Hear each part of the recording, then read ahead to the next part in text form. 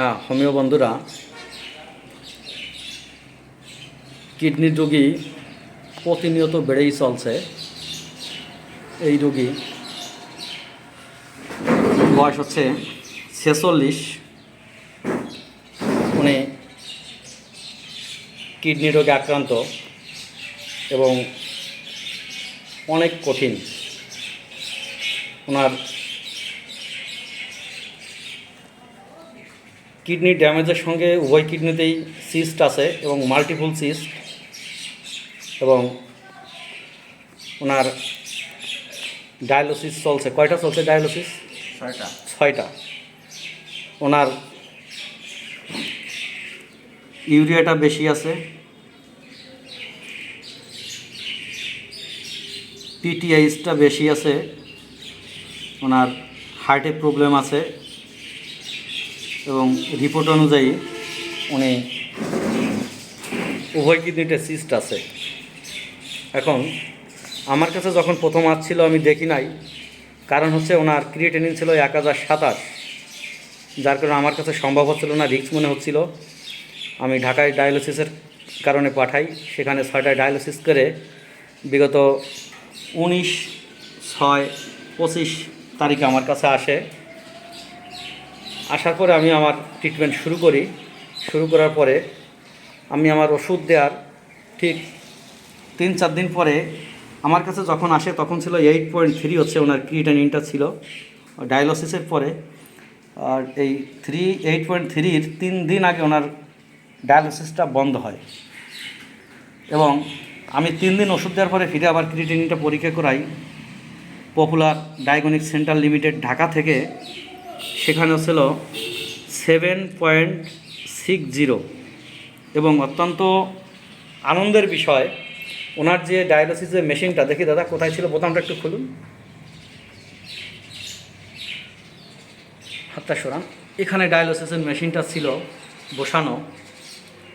এটাকে খোলার জন্য, যেহেতু উনি ভালো আছে, ওটাকে খোলার জন্য আমি আবার অ্যালোপ্যাথির শরণাপন্ন হতে বলি, সেখানে তারা খুলতে ভয় পায়। উনি আবার পরবর্তীতে গত 1 তারিখে উনি আবার বরিশালের পপুলার ডায়াগনস্টিক সেন্টারে উনি খোলার জন্য যায়, ওখানে আবার পরীক্ষা দেয়, ক্রিয়েটিনিন পরীক্ষাটা। সেখানে দেখি যে আরও উন্নত। এটা হচ্ছিল 6.37, ডেট হচ্ছিল 1/7/25, আর এখানে লাস্ট ডেট হচ্ছিল 23/6/25। তার মানে কিডনির রোগী হোমিওপ্যাথিতে যদি সঠিকভাবে দেয়া যায়, সেই ক্ষেত্রে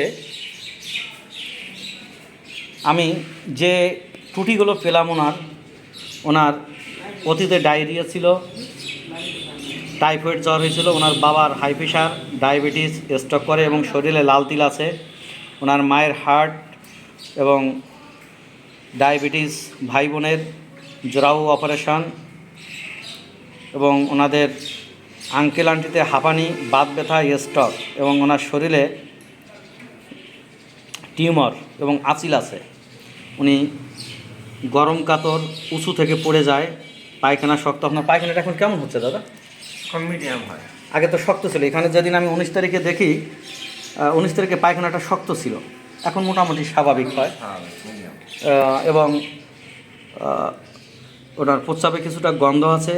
উনি দাউদ হয়েছিল 25 বছর আগে। আমি বারবার বলছি যে আমাদের এই অপচিকিৎসার কারণে, অর্থাৎ চর্মরোগ হলেই মলম, চর্মরোগ হলেই ট্যাবলেট, এই যে চিকিৎসাটা করছি আমরা অ্যালোপ্যাথি, হোমিওপ্যাথি বা অন্যান্য প্যাথিরা, এই চর্মরোগে মলম দেওয়ার কারণেই আমাদের দুরারোগ্য রোগ ব্যাধি অথবা অকাল মৃত্যুর পরিমাণ অত্যধিক হারে বেড়ে যাচ্ছে।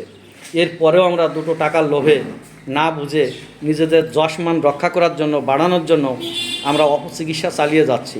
এটা অত্যন্ত নিন্দনীয়, কারণ একজনের জীবন নিয়ে সিনেমিনি খেলার আমাদের কোনো অধিকার নেই।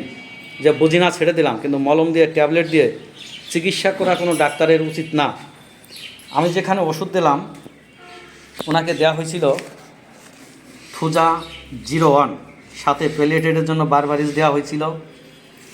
Thuja দেওয়ার কারণ হচ্ছে ওনার আঁচিল আছে, বংশে হাঁপানি আছে, উনি উঁচু জায়গা থেকে পড়ে যায়, স্টুল হার্ড আছে, এবং 25 বছর আগে ওনার মূল কেসটা আছে। আমি কেন্দ্রটা করতে চাচ্ছি স্কিন সাপ্রেশন ডিজিজ, অর্থাৎ চর্মরোগ চাপা থেকেই আমার ধারণা যে ওনার কিডনিটা ড্যামেজ হয়েছে, যদিও 25 বছর আগে চর্মরোগটা চাপা দিয়েছে। আর কিডনিটা ড্যামেজ হতে এই পজিশনে আসতে তার 25 বছর সময় লেগে গেছে। উনি টক অপছন্দ করে, মিষ্টি পছন্দ করে এবং উনি নিতান্ত ধার্মিক লোক। আমি এই মোটামুটি রিলিজিয়াস পারসন। আমি কয়েকটা সিমটমের উপর আমি খোঁজা দিছি এবং রোগী তো রিপোর্ট বুঝতেই পারছেন আপনারা যে 8.3, তার 3 দিন পরে হলো 7.60 এবং 1 তারিখে হলো 6.36। এখন এনার যে পজিশান 1027 ক্রিয়েটিনিন মানে হচ্ছে ওনার মৃত্যুটা নিশ্চিত ছিল। সাথে থাইরয়েড দেখা দিয়েছে, কিডনি ড্যামেজ এবং হার্ট সব মিলে একটা উনি নিতান্ত দুরারোগ্য ব্যাধির দিকে বা নিশ্চিত মৃত্যুর দিকে এগিয়ে যাচ্ছিল। এখন অনেক ডাক্তার এই হোমিওপ্যাথিকে তুচ্ছ মনে করছে, হোমিওপ্যাথিতে কাজ হয় নাকি, এটা জল। এখন এইসব ডাক্তারদের মুখের উপর ছুড়ে দেওয়া উচিত এই সমস্ত চিকিৎসা, যে কত দ্রুত একটা মৃত্যু পথযাত্রী রোগী নতুন জীবন ফিরে পাচ্ছে। এরপরও তারা উল্টোপাল্টা কথা, হোমিওপ্যাথি ভালো না, এই সেই ভালো না বলেই চলছে। ধন্যবাদ।